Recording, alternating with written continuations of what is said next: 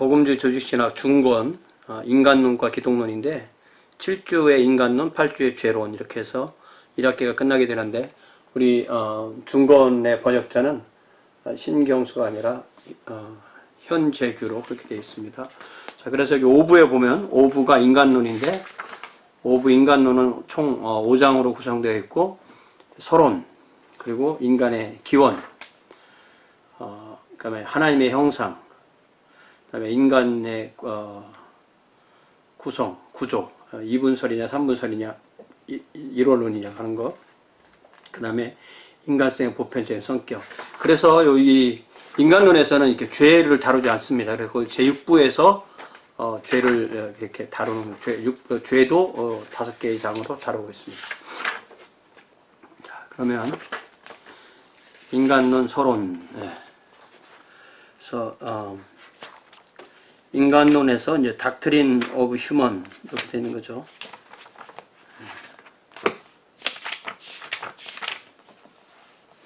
닥트린 오브 휴머니티. 닥트린 오브 휴머니티. 자, 인간론이 왜 중요하냐? 인간론이 왜 중요하냐? 뭐 당연히 중요하죠. 당연히 인간은 성경에서 인간은 하나님의 카운터파트입니다. 삼위일체 하나님이 하나님을 해가시는데 사람을 에이전트로 그렇게 뽑으셨어요. 사람을 그렇게 만드셨고 하나님의 왕국의 구성원으로 하나님의 왕국의 에이전트로 그렇게 세우셨다는 것이 중요합니다. 자, 그래서 맨 처음에 이 에릭슨은 인간론은 좀 특별하다. 인간론은 접촉점이 우리 자신을 다루는 거기 때문에 접촉점이 있고 또 그 신학을 공부하는 사람이나 학생에게도 그 자신이 연구 대상이 된다. 이런 말을 했습니다. 그리고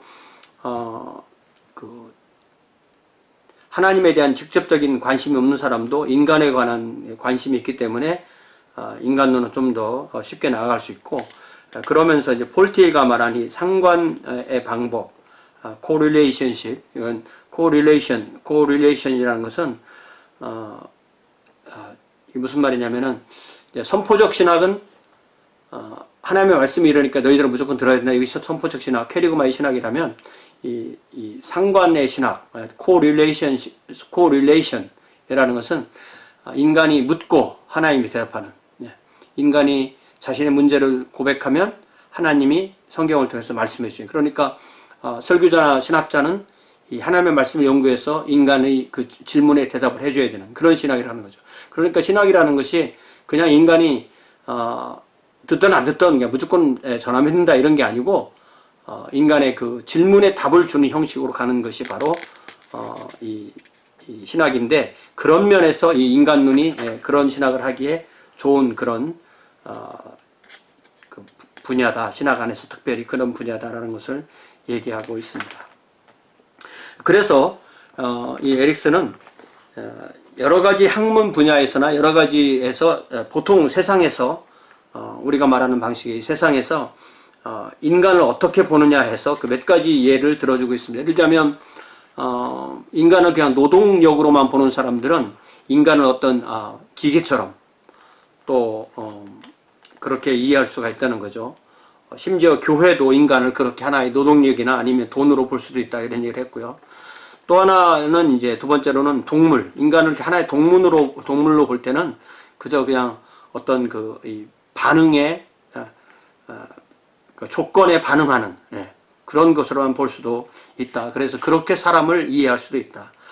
또 지금은 또 프로이드처럼 인간은 성적인 존재다라고 생각하는 사람들도 있을 수가 있다. 과연 이제 이것이 성경적으로 맞는 말이냐는 거죠. 그렇게 보는 사람에게 우리는 무슨 대답을 해줄 수가 있냐는 거죠. 또 경제적 존재로서의 인간, 돈을 버는, 먹고 살려고 돈을 버는 것에, 그래서 이 공산주의나 유물론적 변증론에 대한 얘기를, 변증법적 유물론, 유물론적 변증법이 아니라 변증법적 유물론에 대한 이야기를 잠시 하고 있습니다. 그 다음에 우주의 인질로서의 인간, 인질이라는 것이 우리가 전당포에 쓰는 폰이라는 PAWN이라는 그 단어를 쓰고 있는데, 이렇게 우주라는 내지는 어떤 통제할 수 없는 그 막강한 실체를 모르는 힘에 의해서 우리가 이렇게 좌지우지당하는 그런 인간이다. 그러면서 이제 이 무신론적 실존주의를 바탕으로 그 여러 가지 이야기를 해주고 있습니다. 그러면서 더 나아가서 자유로운 존재로서 인간, 자유로운 존재로서 인간이다. 이것은 이제 하나님을 거부한 그런 자유를 말합니다. 그러면서 영국 그 시인 윌리엄 어네스트 헨리의 더 정복되지 않은 자, The Invictus라는 그 시를 인용하고 있는데, 이 시를 제가 여러 가지 그 인터넷 중에서 그 번역을 찾아봤더니 그 중에 좀 좋은 것이 있어서 이거를 좀 인용을 해봤습니다. 근데 이 시가 사실은 조금 번역이 조금 좀 그런데 이런 말입니다. 이 시는 온 세상이 지옥처럼 캄캄하게, 그러니까 여기서 그 원어에 보면은 더 핏이라고 해서 이 핏이란 말, PIT란 말이 구덩이인데 그 구덩이 앞에 그 대문자로 되어 있어요. 더 핏 이렇게 돼서 이거는 지옥을 말합니다. 그래서 온 세상이 지옥처럼 캄캄하게 나를 뒤덮은 이 밤의 어둠 속에서 나는 어떤 신들이든지 그들에게 내 불굴의 영혼을 주심을 감사하노라. 그러니까 자기는 신이 어쨌든 천국이 어쨌든 지옥이 어쨌든 나는 자유로운 영혼이다. 그 문이 아무리 좁든지, 그 문이 천국으로 가는 문인 것 같기도 한데요. 그 문이 아무리 좁든지, 아니면, 이, 하나님 앞에 있는 그 두루마리에 얼마나 많은 형벌이 기록되어 있더라도 나는 상관치 않겠다. 나는 내 운명의 주인이요. 나는 내 영혼의 선장이다. 이렇게 노래한, 그래서 이렇게 자유로운 인간이다. 나는 자유로운 인간이다. 이렇게 얘기를 했다는 거고요. 사회적인 존재로서 인간은 그래도 인간은 그 사회적인 동물이고, 특별히 교회 공동체, 하나님의 왕국 이야기를 하니까 이거는 교회와 상당히 많이 연결될 수가 있다.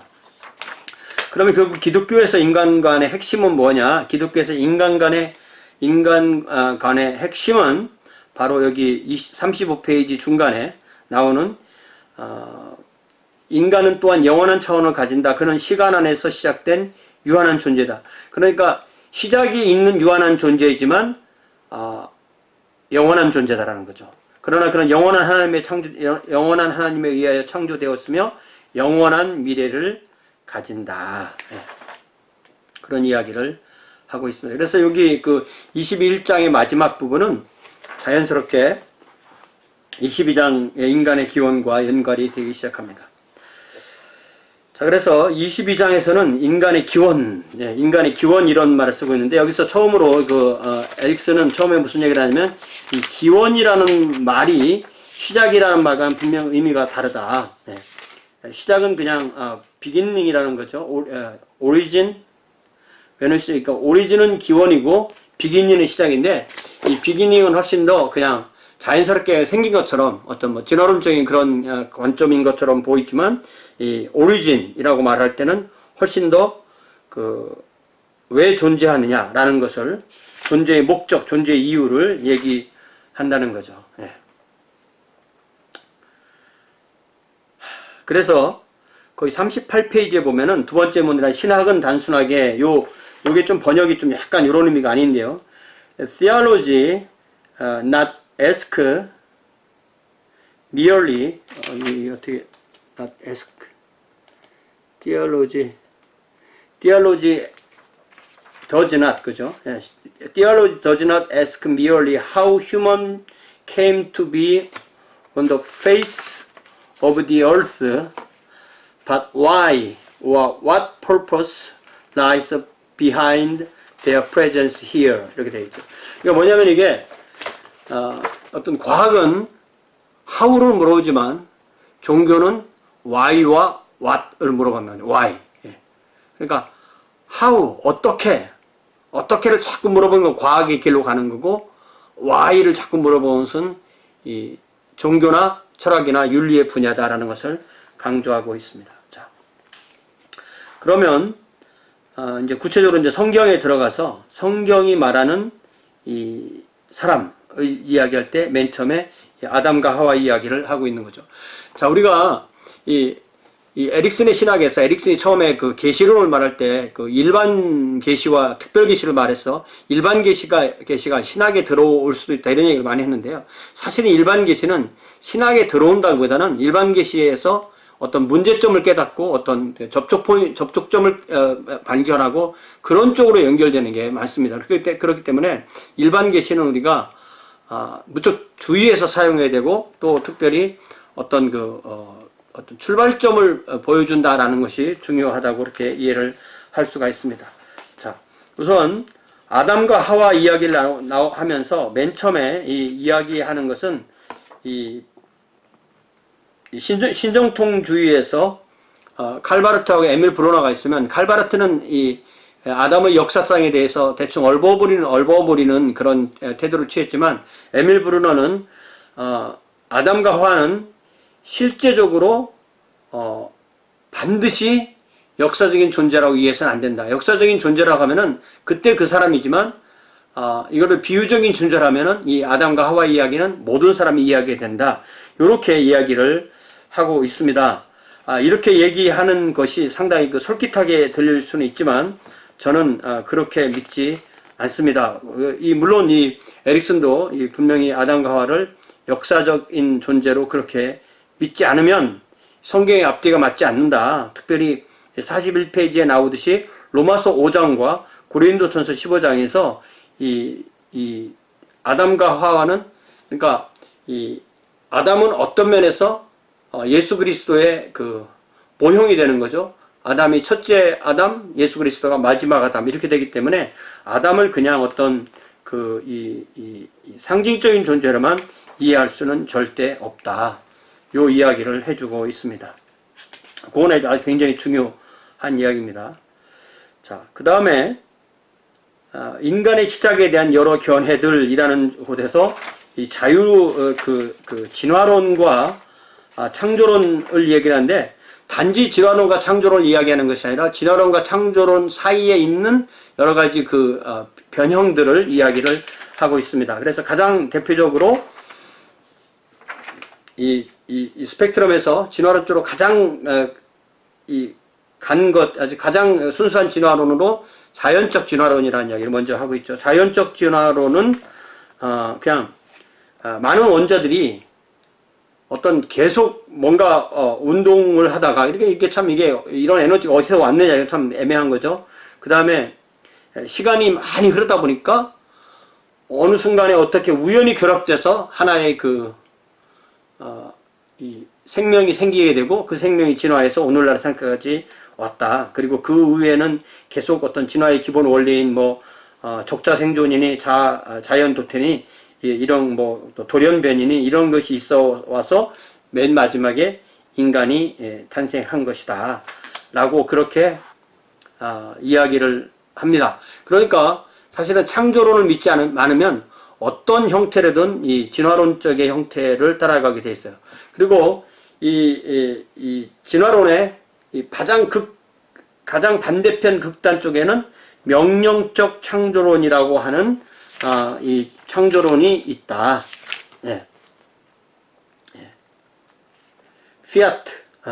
피아트 크리에이셔니즘이라는 그 이론이 있다라고 그렇게 말을 합니다. 이것은 우리가 성경에 있는 그대로 믿는 겁니다. 다만 우리가 주의해야 될 것이 우리는 창세기 1장에서 어떤 식물이나 동물, 어떤 생물을 하나님께서 종류대로 창조하셨다고 할 때 우리는 그 종을 스피시스라고 생각하지만 에릭슨은 그 히브리어 원어 자체가 꼭 스피시스를 이 종으로만 번역할 수 있는 근거가 없다고 해서 종보다 좀 더 위에 있는 그런 이런 분류학상으로 좀 더 위를 얘기하는데 그러나 중요한 것은 이 히브리인들이 과연 그런 종의 개념을 몰랐겠느냐 이렇게 생각할 때 저는 이 부분은 분명히 에릭슨에게 동의하지 않습니다. 그래서 저는 그냥 이 명령적 창조론에 가깝게 하나님은 종을 만드셨다. 그래서 종의 기원, 다윈이 쓴 그 책 제목대로 종의 기원은 하나님이시다. 하나님께서 말씀으로 창조하셨다. 그러면 그 뒤부터 종 안에서 여러 가지 어떤 품종이 계속 발전하고 또 자연스럽게 품종이 생기기도 하고 인간이 또 그걸 만들기도 하고 하는 것은 그거는 종래의 소진화에 속한다라고 저는 그렇게 믿습니다. 그 사이에 이렇게 자연적 진화론, 명령적 창조론과 자연적 진화론 사이에 이제 몇 가지를 집어넣냐면 이실론적 진화론, 유실론적 진화론, 점진적 창조론 이렇게 세 가지를 이렇게 집어넣어놨어요. 이게 사실은 좀 더 창조론에 가까우냐, 좀 더 진화론에 가까우냐 이 문제지 사실은 다 진화론이에요.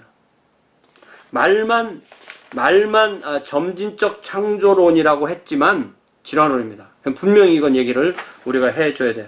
자, 그래서 이실론적 진화론이라는 것은 하나님이 최초의 물질을 생산하고 창조 안에서 피조물의 발달을 규정하는 법칙들을 심어넣음으로써 진화의 과정을 하나님이 이렇게 되도록 이렇게 했다. 그러니까 이실론적이니까 신은 있고 그 신이 진화가 되도록 프로그램을 짜놨다. 뭐 그런 식으로 이해를 하면 좋겠습니다. 또 유실론적 진화론도 뭐 비슷하지만 하나님이 피조물 안에 있는 피조물과 관련을 가지면서 이렇게 이 진화에 직접 창조해서 어떤 그 진화의 과정에 개입하신다. 저 이게 좀 불편해요. 좀 불편합니다.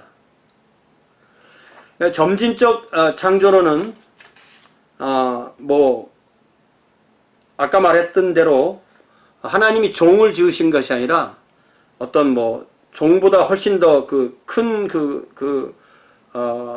분야를 그러니까 우리가 종속과 뭐 이런 식으로 나갈 때 그 위를 창조하고 그 나머지 부분은 이렇게 시간이 오래 가면서 진화를 통해서 새로운 종이 창조되었고 결국 그 마지막에 인간이 나왔다. 그리고 특별히 이 욤이라는 히브리어의 그 날이라는 것도 뭐 그 커다란 아주 장기간의 시간으로 생각하면 이 어떤 세상의 그 과학과 가장 잘 일치된다라고 그렇게 이야기를 합니다. 그래서 여기 페이지 48페이지 탑에 보면 이 책의 전제들과 교의들에 비추어서 가장 가능성 있는 이론을 택한다면 이 에릭슨이 선택하는 것은 유실론적 진화론과 점진적 창조론을 선택할 수 있다. 이 두 이론은 헌신적인 성경을 믿는 학자들의 주장되었고 또 지금도 주장되고 있다. 저는 뭐 이게 별로 좀 편치 않아요. 예.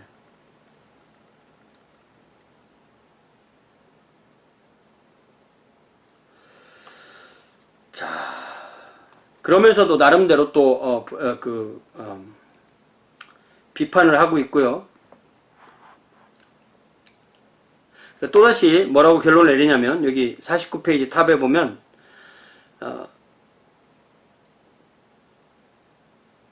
결론적으로 이 본인이 뭐라고 하냐면 세 번째 논증이 약점을 안고 있음에 불구하고 처음 두 반론은 설득력이 있기 때문에 유실론적 진화론보다는 점진적 창조론이 더 가능성 있는 이론으로 간주될 수 있다. 점진적 진화론에는 난점이 전혀 없는 것은 아니지만 이 이론은 성경의 자료와 과학적 자료를 더 수월하게 설명하고 통합한다. 그러므로 이 점진적 창조론, 점진적 창조론을 이것을 진화론으로 볼 수 있느냐 없느냐 이게 제일 심각한 건데 저는 이 점진적 창조론이 나름대로 진화론적인 설명하고도 많이 이렇게 겹쳐 있다는 점에 있어서 이렇게 썩 그렇게 쉽게 제가 받아들여지지 않습니다. 근데 뭐 이거는 우리가 성경을 해석하는 문제이기 때문에 나름대로 어느 정도는 좀 또 이렇게 예를 들자면 에릭슨이 점진적 창조론이 가장 더 가능성 있는 이론이다라고 해서 이다 뭐 이렇게 말하기는 좀 애매한 면이 있습니다. 자, 이것과 마찬가지로 인간이 언제 소위 아담과 하와를 역사적 인물로 본다면 아담과 하와가 정확하게 몇 년 전쯤에 이 하나님에게 피조가 되었을 것이냐. 요걸 또 한번 이제 세상의 어떤 것과 구별해 비교해 보려고 하는 사람들이 있는데, 뭐, 보수주의자들이 생각하는 네 가지 견해는 쫙 있는 거죠. 그거 쭉 읽어보면 나오는데 뭐 그런 거 뭐 물어볼 필요가 없다. 도구를 사용할 때로 본다면 한 50만 년 전이다. 사람을 매장한 걸로 보면 한 5만 년 전이다. 언어를 사용한 걸로 보면 한 3, 4만 년 전이다. 뭐 이런 식으로 서로 이렇게 사람들의 이야기가 다르다는 거죠. 그런데 우리가 세상에서 배운 뭐 보통 우리가 그 인류학이나 이 어떤 그 세계사 앞에 부분에서 나온 걸로 보면 결국은 그 역사라는 것은 그 언어가 있고 기록이 있어야 되는 거기 때문에 그게 뭐 거의 그 신석기 시대 그 말기랑 이렇게 겹치게 되어 있는 거죠. 예. 그렇게 보면 뭐 4, 5만 년 전 이렇게 얘기를 하기도 하는 것입니다. 근데 사실 이런 것이 이런 생각이 꼭 불필요한 건 아니지만 이런 생각이 있다는 거, 이런 것을 사람들이 생각한다는 거. 당연히 우리가 뭐 인류학을 배우거나 세계사를 배우거나 이렇게 뭐 진화론을 배우거나 이럴 때 성경하고 얼마나 서로 맞출 것이냐. 성경이 맞다면 이게 틀리고 이게 맞다면 성경이 틀릴 텐데 그럼 어떻게 조화되냐 이런 생각을 할 수가 있다는 거죠. 그래서 이제 창세기 4장에 관한 이야기도 하고 그렇게 볼 때 어떻게 이런 이 연대 문제를 어떻게 할 것이냐. 또 하나가 중요한 것이 이제 인류는 단일 발생한 거냐, 인류라는 그 종이 단일 발생한 거냐, 또 뭐 여러 인류들이 있었냐 이런 것도 일반 그 과학에서도 얘기하는 거고 성경에서 얘기하는 건데 요즘은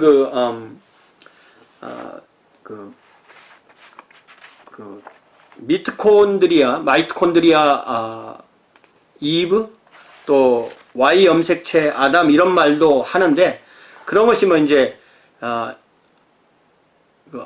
아담이나 이브라는 말이 들어가 있기 때문에 굉장히 성경적인 이론 같지만 사실 그것도 이제 과학에서 하나의 방법이고 그 이론은 우리 세포 내 미토콘드리아에서 그 유전제는 모계를 통해서만 유전되고 또 Y 염색체는 남자를 통해서 유전되기 때문에 그걸 따져보면 단일 기원이 맞다. 이런 얘기를 과학에서 하는데 이런 것은 뭐 이제 우리가 좀 흥미있게 볼 것이지 그것이 꼭 성경을 입증했다 이렇게 말하기는 어려운 부분이 있습니다. 자, 그리고 이제 그 인간의 기원에 대해서 한 9가지로 인간 창조의 신학적인 의미 해서 이게 정리를 해놨습니다. 이런 정리가 제가 그동안 보니까 이런 정리가 굉장히 중요한 거예요. 예. 자, 첫 번째로는 인간이 창조되었다는 것은 인간이 독립적 존재가 아니라는 것을 의미한다. 예. 하나님에 의해서 피조됐고 하나님과의 관계가 중요하다. 그래서 인간의 존재의 목적이 뭐냐, 존재의 이유가 무엇이냐, 하나님이 그를 세상에 왜 만들었냐, 무엇하라고 세상에 두었냐 이런 것들이 중요한 그 질문이 된다는 거죠. 그래서 54페이지 여기 중간에 보면 어떻게 하냐면 인간은 하나님의 피조물이지 하나님으로부터 유출된 존재가 아니다. 인간은 신성의 한 부분이 아니다.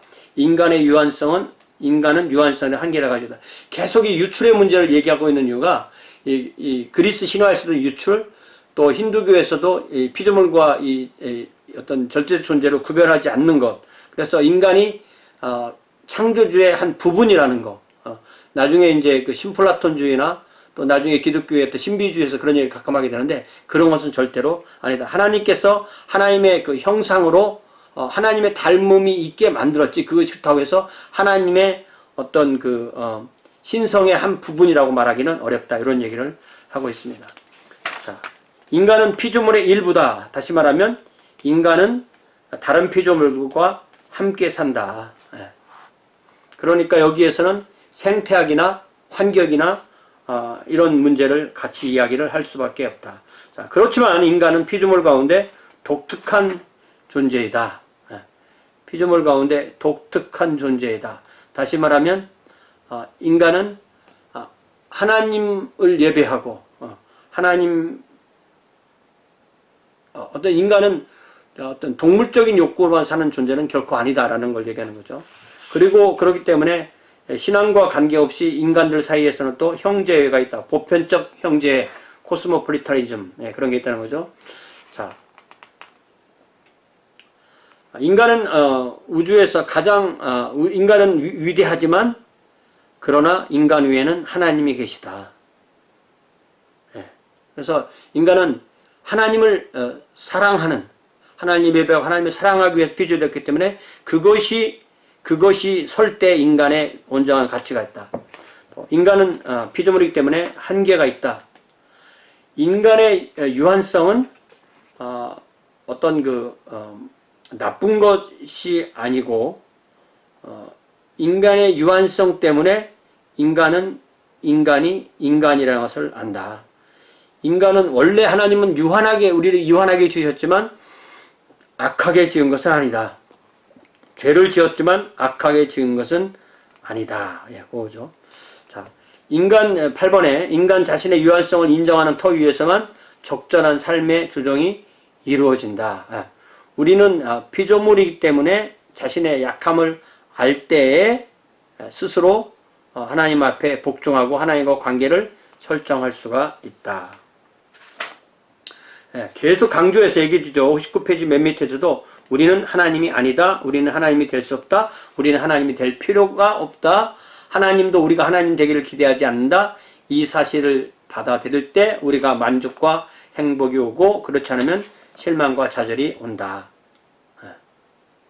우리는 하나님이 되어야 하는 존재가 아니고 그 하나님이 되려고 하려는 그것이 오히려 범죄의 근원이 됐다. 그럼에도 인간은 놀라운 존재이다. 하나님의 형상대로 만들어진 유일한 존재이다. 피조물 중에 가장 고등하다. 이 천사보다도 고등하지는 않다라고 얘기했지만, 어떻게 보면, 천사가 더 나을 수도 있는 거죠. 천사보다 더 나을 면도 있을 수 있는 거죠. 자, 이제 23장에 이제 핵심적으로 하나님의 형상에 대해서 논하고 있습니다.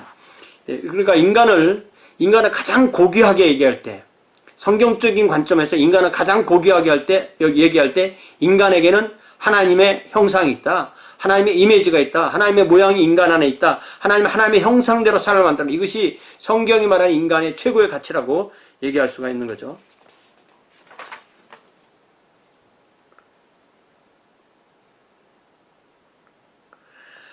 그래서 가장 중요한 구절이 바로 여기 나오는 63페이지에 나오는 창세기 1장 26절, 27절입니다. 그러니까 이제 몇 가지 구절이 나오지만 이것이 아주 핵심 구절인데요. 자, 하나님이 가라사대 우리의 형상을 따라 우리의 모양대로 우리가 사람을 만들고 그로 바다의 고기와 공중의 새와 육축과 온 땅과 땅에 기는 모든 것들을 다스리게 하자 하시고 하나님이 자기 형상 곧 하나님의 형상대로 사람을 창조하시되 남자와 여자를 창조하셨다. 자, 여기에서 하나님께서 왜 사람을 창조하냐라고 할 때 하나님이 모든 피조물을 다 지으시고 그 피조물을 다스릴 존재로 사람을 창조하신 것이다. 그러니까 사람이 없이 사람이란 부분을 딱 빼고 하나님이 직접 다 나머지 모든 피조물을 다스리셔야 되는데 하나님은 하나님의 그 통치의 대리인으로 사람을 세우셨다. 그러기 위해서 사람이 하나님의 대리물이 되기 위해서는 사람에게는 하나님과 비슷한 점이 있어야 되는데 그것이 바로 이 히브리어에 나오는 첼렘과 데무트이다. 하나님의 형상대로 하나님의 모양대로라는 이 단어가 되는 것입니다. 그래서 요 구절이 이제 가장 우리가 중요하게 생각해야 되는 구절이고요. 그러면서 하나님이 그 사람을 지으실 때 남자와 여자로 지으셨다. 이거 이제 굉장히 중요한 거죠.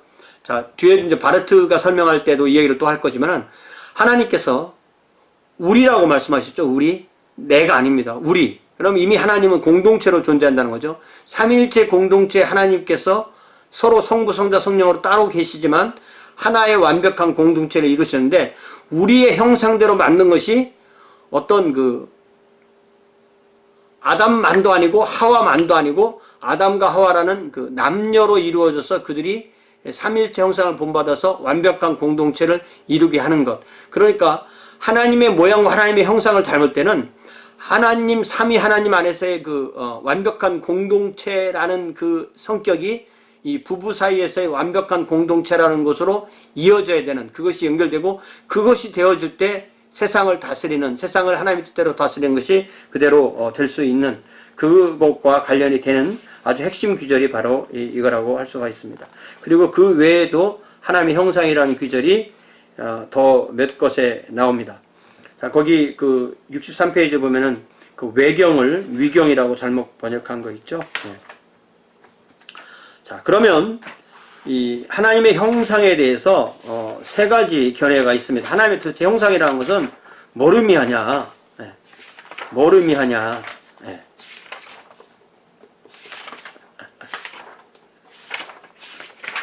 근데 우리가요, 이런 그 여러 가지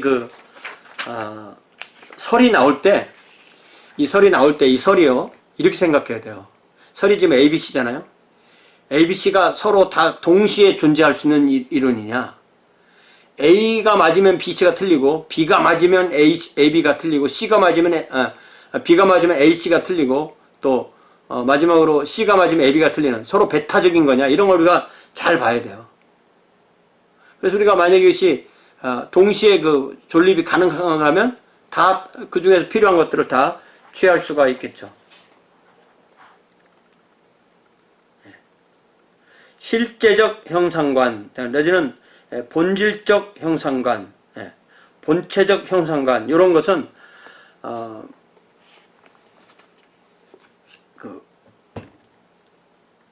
하나님이 생긴 것처럼 사람이 생겼다, 이런 얘기인 거죠. 그러니까 사람이 생긴 것처럼 하나님도 생겼다 얘기입니다. 그래서 이것은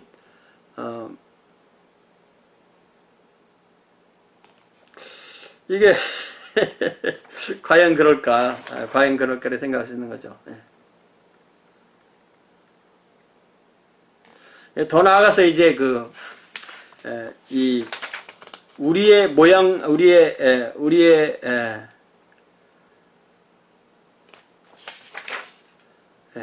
우리의 형상을 따라 우리의 모양대로 이렇게 되어 있기 때문에 이거를 형상은 뭐고 모양은 뭐고 이렇게 많이 생각을 했었는데, 그건 뭐 다 헬라의 분석적 생각이지 히브리인들의 통합적 생각은 아니다라고 해서, 이것은 분명히 형상과 모양은 같은 걸로 봐야 된다라는 것이 이제 거의 그것은 통일성을 이루게 된 것 같아요.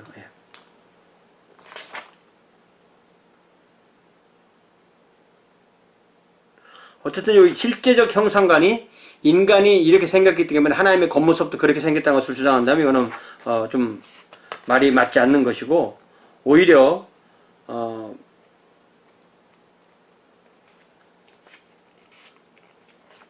사람의 모습 안에는 하나님 성이 있다라고 그렇게 이해를 하면은 충분히 이해를 할 수가 있는 것입니다. 그래서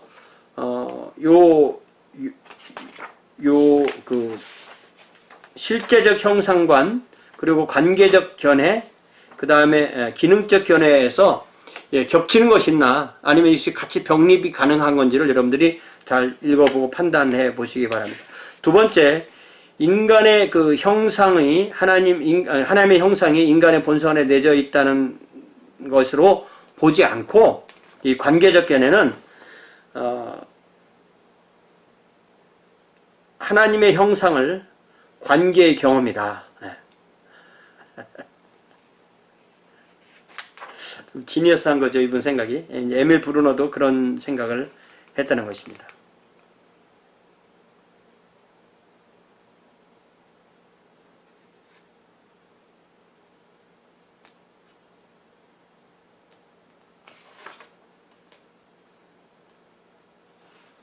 네.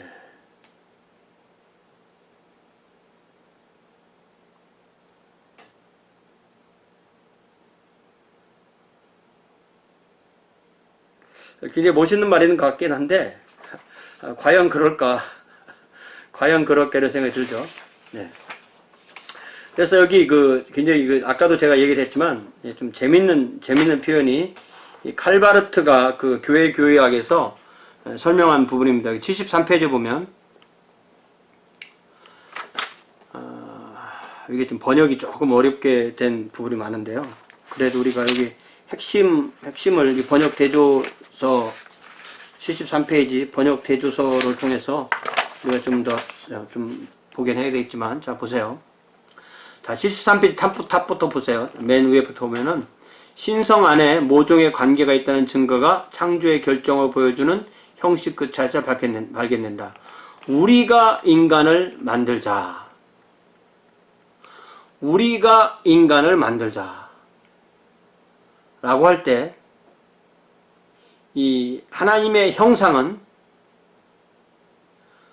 삼위 하나님 안에 있는 그 관계를 의미하는 단어다 이렇게 이해를 한 거예요. 삼위가 완전한 조화를 이루듯이 인간이 하나님과 인간끼리 또 자연과 또 피조물과 온전한 관계를 이루는 것 자체가 하나님의 형상이다. 이렇게요.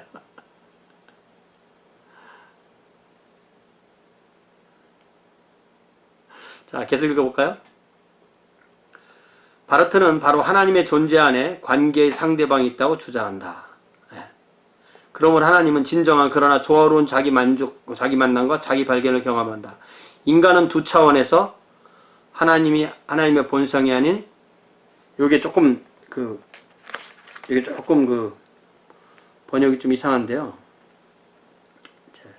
자, 일단 보겠습니다. 두 차원에서 하나님의 본성이 지닌 진정한 그러나 그렇죠. 인간은 두 차원에서 하나님의 본성이 아닌 이 양상을 반영한다. 곧 인간은 하나님과의 관계, 인간과의 관계, 이 두 관계를 경험한다. 크게 말해서 그렇죠. 그러나 사실은 뭐 그것뿐이 아니죠. 인간이 자연과 인간이 뭐 동물들과 그런 것도 관련되죠. 그러므로 하나님과 인간의 이 유사성은 양자가 모두 나 너의 만남을 경험한다. 인간의 특별한 지적, 도덕적 가능성, 이상의 활용 등이 정말로 인간 안에 있는 하나님의 형상을 구사하는 것이라면 창조의 이야기의 기록자가 이런 것들에 대하여 말하지 않은 것은 실로 이상한 일이라고 바라트는 말한다. 그러니까 이 하나님의 형상이라는 것을 다른 사람들은 뭐 그가 가지고 있는 지식, 그가 가지고 있는 도덕, 그가 가지고 있는 이성 이런 것을 하나님의 형상이라고 생각하는 사람이 있지만 바르트는 브루너와 함께 분명하게 인간이 삼위일체 하나님 안에서 삼위일체 하나님이 이 완전한 관계를 이루듯이 인간이 그러한 관계를 온전히 이루고 있을 때 하나님의 형상이 이루어지는 거다. 하나님의 형상이 그러니까 딱 주어진 게 아니라 그 형상을 이루어 갈 수 있는 그 가능성을 준 거라고 이렇게 이야기를 하는 거죠. 그래서 바르트는 이와 같은 하나님의 형상이 무엇으로 구성되는지에 대해서 탐구해야 된다고 주장한다. 창세기 1장 27절과 5장 1절 2절에서 인간 하나님의 형상대로 만들어졌다는 말씀이 사람을 창조하시되 남자와 여자라는 왜 사람을 창조하시되 남자와 여자로 창조했느냐? 하나님의 모양대로 하나님의 형상대로라는 것이 지금 알게 처음에 얘기했는데 실질적인 거라면 하나님 중에 뭐 성부는 남자처럼 뭐 성자는 여자처럼 뭐 성령은 뭐 이런 이 남자 여자란 말 여기 왜 나오냐? 이렇게 생각하는 거죠. 그래서 거기 그 각주 31번 붙은 문장을 잘 읽어보면요. 이게 그 번역 수정표도 읽었지만 이런 뜻입니다. 하나님의 형상은 인간과 동물들이 암수로 이루어진다는 공통점에 그 다음 문장이고요. 그 다음 문단에 나온 거고 일단은 그러므로 인간 안에 있는 하나님의 형상은 인간이 남자와 여자로 창조됐다는 사실 안에 발견된다. 하나님 안에서와 인간 안에서 나와 너가 서로 만난다. 인간은 고독한 한 개인으로 존재하는 것이 아니라 서로 만나는 두 인격으로 존재한다. 그러니까 하나님의 형상이라는 이 단어는 절대적으로 이 바르트와 브루너는 절대적으로 인간이 하나님을 인간이 인간을 만나는 그 관계 안에서만 존재가 가능한 말이지 혼자 그 하나로서는 그것은 관계가 이미 안 되기 때문에 안 된다. 근데 그렇게 쳐도요 그 관계를 맺을 수 있는 가능성 그 안에 있어야 되겠죠. 그래서 이제 그 다음 이 세 번째 문단부터 73페이지 세 번째 문단부터 제가 번역을 조금 다시 했는데요. 여기 왜 막 빠진 것도 있고 그래서 그랬어요. 자 보세요. 하나님의 형상은 인간과 동물들이 암수로 이루어진다는 공통점 안에 기초한다. 그러니까 이 바르트는 사람만이 메일, 피메일로 된 것이 아니라 동물도 다 메일, 피메일이 되어 있기 때문에 항상 관계가 있어야 되고 그 관계 안에 바로 형상이 있다 이렇게 말하는 겁니다. 그래서 계속 이 번역 수정표를 읽어보면 인간의 경우에 있어서 동물도부터 인간을 구별하는 것은 창세기 1장에서 언급된 대로 성의 구분뿐이다. 다른 동물들은 그 종류별로 구별된다. 그러니까 인간, 동물도 암수로 되어 있지만 사람을 지었을 때는 특별히 남자와 여자로 지었다라고 했기 때문에 더 훨씬 더 사람에게는 그 하나님의 형상이 더 강조돼서 드러난다. 그러니까 이 바르트에 의하면 동물들도 하나님의 형상이 없는 것이 아니다라고 결론을 맺을 수가 있죠. 그죠?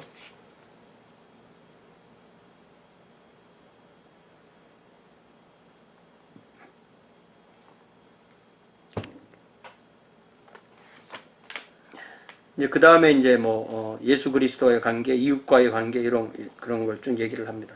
이걸 여러분들이 좀 읽어보시면 알겠고요. 예. 세 번째로 기능적 견해라는 것은 제가 아까 설명했듯이 하나님께서 모든 피조물을 지으시고 맨 마지막 인간을 지으시고 그 인간에게 온 세상을 다스리라고 했으니까 그 세상을 다스리라는 이 통치권을 가지고 있다는 것, 그것이 하나님의 형상을 의미한다. 예. 라고 그렇게 얘기를 하는 겁니다.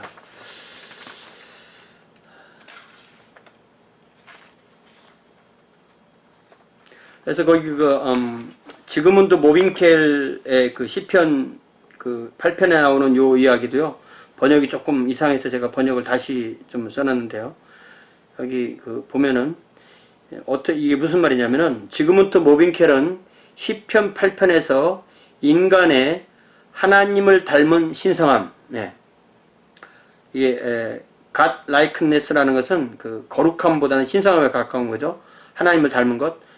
인간이 하나님을 닮은 신성함은 무엇보다도 다른 모든 피조물을 다스리는 주권과 권세가 있으며 또 그것들에 비교되는 그것에 준하는 그런 의미입니다. 그러니까 주권과 권세도 가지고 있고 동시에 하나님을 닮은 영화와 존귀도 있다. 시편 8편에서 사람이 무엇이건데 그런 얘기를 쭉 하고 뒤에서는 다스리게 하셨다. 우리가 그 뒷부분은 잘 많이 노래 부를 때도 안 하고 하니까 뒷부분을 자꾸 잊어먹기 쉬운데 시편 8편을 잘 보면 크게 두 가지로 나눠져 있잖아요. 구성이. 여호와 우리 주여 우리 주의 이름이 온 땅에 어찌 그리 아름다운지요. 주의 영광을 하늘 위에 두셨나이다. 주의 대적으로 인하여 어린아이와 젖먹이의 입으로 말미암아 권능을 세우시며 이는 원수와 보스로 잠잠케 하려 하심이니이다. 자, 주의 손가락으로 만드신 주의 하늘과 주의 베풀어 주신 달가비를 내가 보니, 이게 바로 이제 이게 인간이 있을 환경이죠. 그 다음에 4절에서 사람이 나옵니다. 사람이 무엇이간데 주께서 저를 생각하시며 인자가 무엇이간데 주께서 저를 권고하시나이까. 저를 천사보다 조금 못하게 하시고 영화와 존귀로 관을 씌우셨나. 여기 영화와 존귀 나오죠. 네. 앞에 나온 하나님을 닮은 신성, 천사보다 조금 못하다는 거. 네. 그리고 그 다음에 6절, 7절, 8절에서 주의 손으로 만드신 것을 다스리게 하고 만물을 그 바다에 두었다 라면서 우양, 들짐승, 공중의 새, 바다의 어족, 해로에 다니는 것. 네. 이렇게 말했어요. 그래서 이 시편 8편에는 하나님, 또 인간, 또 동물들, 또 온 우주, 해와 달별, 이렇게 구성이 딱 이 창세기 1장의 구성과 같이 되어 있기 때문에 이것이 창조를 얘기할 때는 이 8장이 시편 8편이 계속 연결이 된다. 네.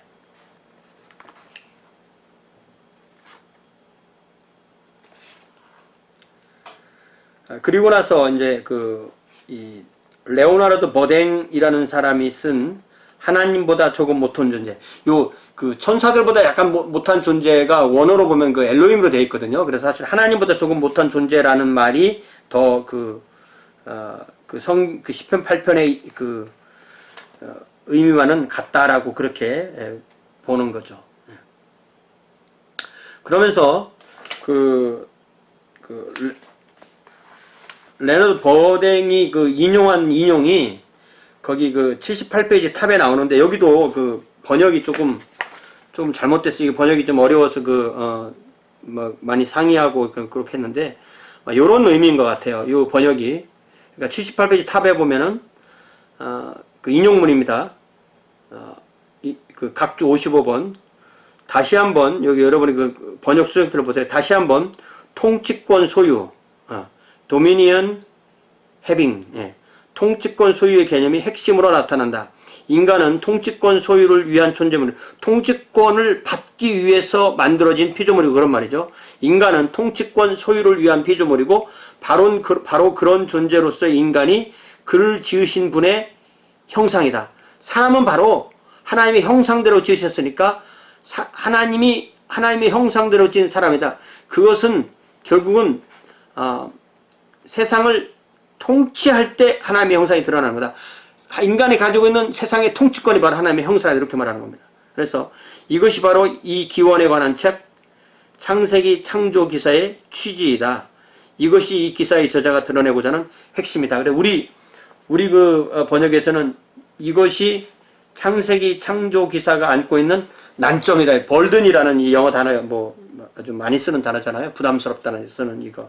부담스럽다, 어렵다. 근데 이게 아예 그 같은 스펠링 쓰는 두 번째 다른 의미의 단어로 이게 노래 부를 때 후렴이나 리프레인, 후렴이나 아니면 어떤 요지나 취지라는 의미로 써요. 그래서 이것이 창세기 창조 기사가 안고 있는 난점이다. 뭐 글을 쓰는 사람이 갑자기 난점이다고 하면 자기도 이해 못했다는 거잖아요. 그러면은 별 의미가 없습니다. 그래서 저는 정반대로 이것이 창세기 창조 기사가 안고 있는 요지이다, 취지이다, 뭐 요점이다, 이런 말입니다. 그러면서 창세기 기자가 강조하는 핵심이다라고 그렇게 다시 한번 그 이중 강조를 해준 걸로 그렇게 이해를 좀 하면 좋겠습니다. 자, 이 견해들에 대해서 이제 그 평가를 내리는 게 나오는데요. 여러분들이 좀 읽어보세요. 왜냐면은 이게 이제 여러분이 공부했다는 것이 요거에서 좀 드러나면 좋겠습니다. 여러분이 쓰는 답안에서. 예. 그러면 그 형상에 대한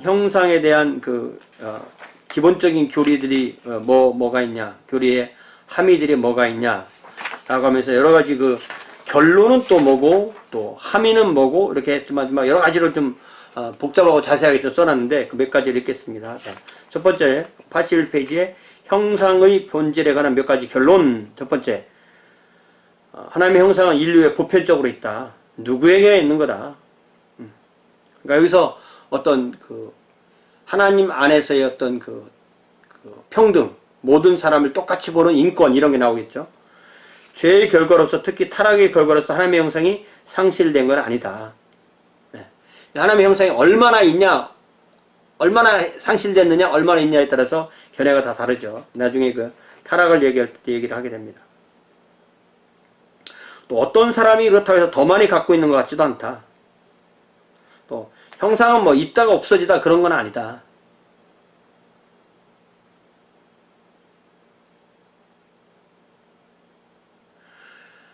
형상은 1차적으로 실체적이고 구조적인 것이다. 그러니까 아무리 관계적이다는 이야기를 했어도 그 한 개인 안에 그것이 들어있어야 된다. 어떤 본성 안에, 인간의 본성 안에 있어야 되고 하나님이 만들 때 있었어야 되는 거다. 그렇게 하는 거죠.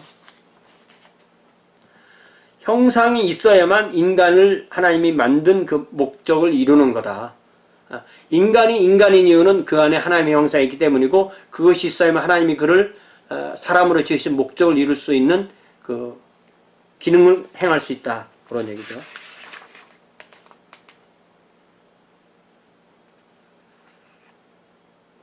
예수 그리스도는 하나님이 지으신 인간의 그 형상과 모양의 모델이시다. 예수님은 그 모델로서 성부와의 완전한 교제를 이뤘고 성부의 뜻에 완전히 순종했고 인간들을 컴패션을 사랑을 나타냈다. 그러니까 이 창조 이야기에 우리가 우리의 모양대로 우리의 형상을 따라 사람을 만들자. 근데 그 만든 사람이 남자와 여자였다. 그리고 세상을 다스리겠다. 요 이야기는요, 이 삼위일체 교리와 상당히 직간접적으로 연결이 되어 있습니다. 요거 앞으로 여러분들이 한번, 저도 그렇지만 많이 연구해 볼 소중한 그 요점에 속한다고 그렇게 믿습니다. 자, 형상교리의 함의들, 형상교리에 들어있는 게 뭐냐? 최소한 우리는 하나님께 속해 있다. 하나님의 속성들이 우리에게 있고 우리가 하나님께 속해 있다.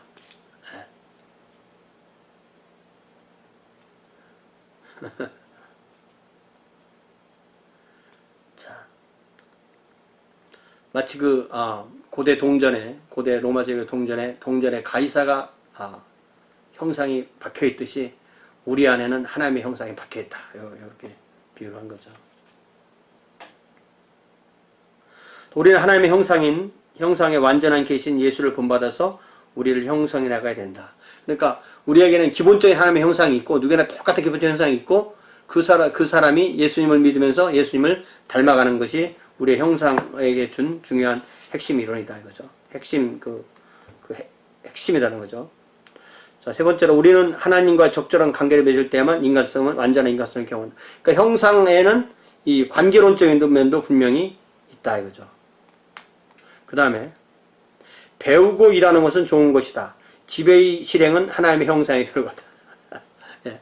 하나님이 주신 형상대로 배우고 익혀야만, 그리고 배우고 익힌 것에 대해서 일을 해야만 하나님이 주신 일도 하게 되고 또 하나님의 맡기신 임무도 기능도 할 수가 있다는 것이다.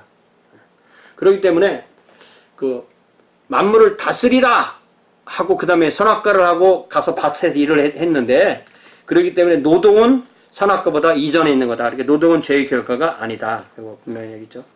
인간은 하나님의 형상으로 지어졌기 때문에 고귀한 존재이고 보편성이 있고, 그리고 다른 사람을 인격적으로나 노예처럼 지배해서는 안 된다고 얘기를 하고 있습니다. 그리고 이 인간론에서 이제 죄를 빼고 인간론 자체만 얘기할 때는 하나님의 형상 이 부분이 아주 핵심이에요. 핵심. 네. 이거를 우리가 분명히 놓치지 않아야만 성경적인 창조에서의 관점에서 인간의 모습을 볼 수가 있는 거죠. 자, 그 다음에 이제 그 유명한 인간의 구성에서 3분설이냐, 2분설이냐, 1원론이냐 라는 이야기를 하고 있는데요. 인간의 구성적 본질. 이거 굉장히 중요합니다. 왜 중요하냐면 어떻게 생각하느냐에 따라서 어떻게 믿고 어떻게 믿느냐에 따라서 그 사람이 삶이 어떻게 되는 거기 때문에 이는 굉장히 중요한 부분이에요. 그래서 요 인간의 구성의 본질에 대해서 여러분들이 좀 잘 읽어봐야 되는데요. 자, 요거 첫 번째로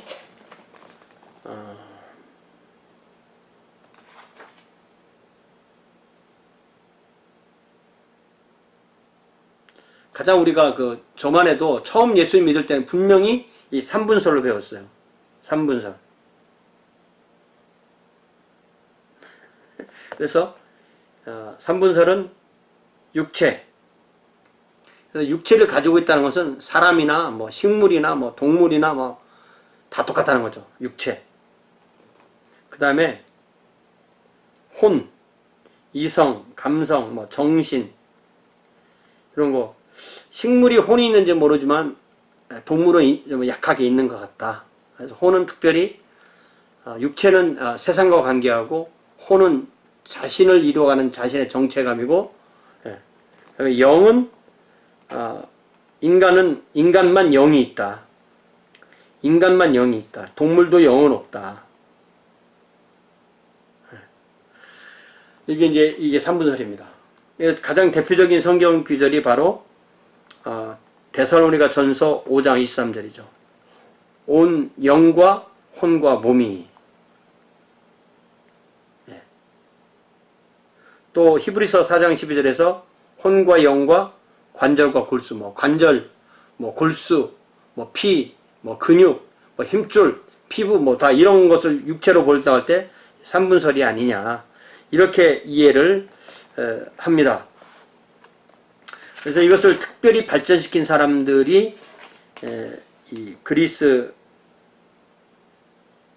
출신의 교부들이 많이 발전시켰다 이거죠.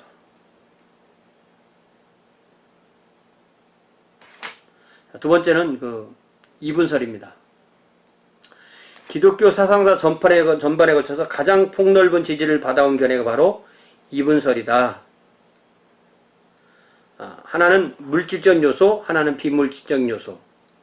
비물질적 요소는 혼이라고도 할 수 있고 영이라고도 할 수 있고 뭐 영혼이라고도 할 수 있고 어쨌든 비물질적인 것이다.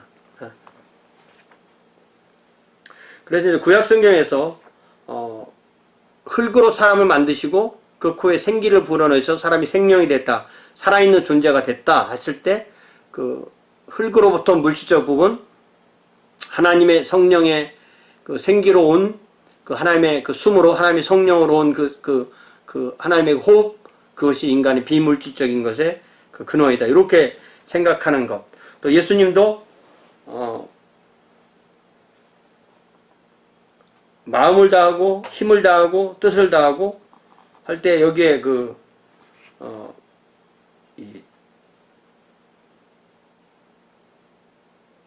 마음을 다하고 목숨을 다하고 힘을 다하고 뜻을 다하고 할 때 그럼 이게 사분설이냐? 이건 아니라는 거죠. 예. 그러니까 사실은 물질적인 것과 비물질적인 것 이렇게만 생각한다는 거죠.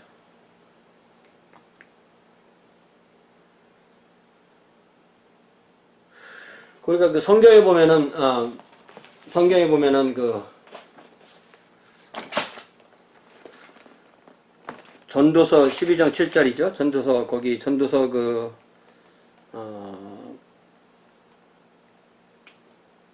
다음 페이지에 보면은 전도서 12장 7절, 이거는 그 인용을 안 했지만 이건 우리가 직접 읽어보는 게 필요한 것 같아요. 전도서 12장 7절. 흙은 여전히 땅으로 돌아가고 신은 그 주신 하나님께로 돌아가기 전에 기억하라. 예. 그러니까 이게 하나님께서 창조하실 때 그 코에 생기를 불어넣었다 할 때 그 생기가 바로 그 하나님의 숨인데 그 숨이 사람을 살아있는 존재로 만들었을 때 그 사람의 영혼을 그것이 그 사람의 영혼이 됐다 이렇게 볼 수 있다는 거죠. 예. 그렇게 볼 때 뜻은 앰니스트 이게 물질적인 부분과 비물질적인 부분 이렇게 분명히 나뉜 거다라고 이렇게 얘기할 수 있는 거죠. 또 고린도전서 5장 3절 5절도 한번 읽어볼까요? 고린도전서 5장 3절 5절.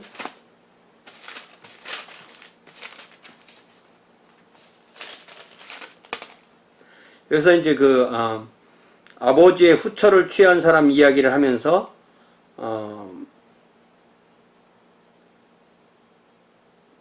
5절에 보니까 이런 자를 사탄에게 내어주어 그의 육신은 멸하지만 그의 영은 주 예수의 날에 구원을 받게 한다. 그런 거. 또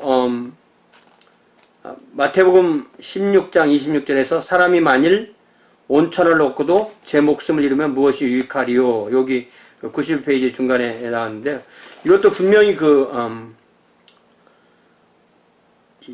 이 몸과 그 영혼을 구별해서 말하고 있는 것이다. 또 어디에 나오는데 사람의 목숨을 빼앗지만 영혼을 빼앗지 못하는 세상을 두려워하지 말고 목숨과 영혼을 함께 지옥불에 멸하신 하나님을 두려워할 때 분명히 그 물질적인 몸 그리고 영혼을 구별한 것은 분명히 성경에 그런 구분이 있는 것은 분명하다.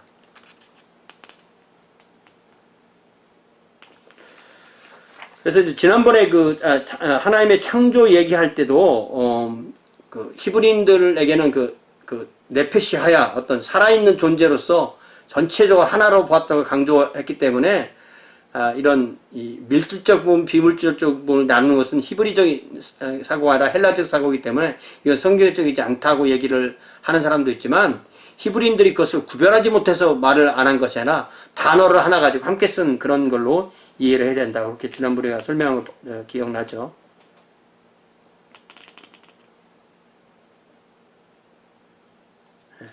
그래서 우리가 특별히 이 원론에서 우리가 죽으면 우리의 몸을 두고 우리의 영혼이 하나님 앞에 갔다가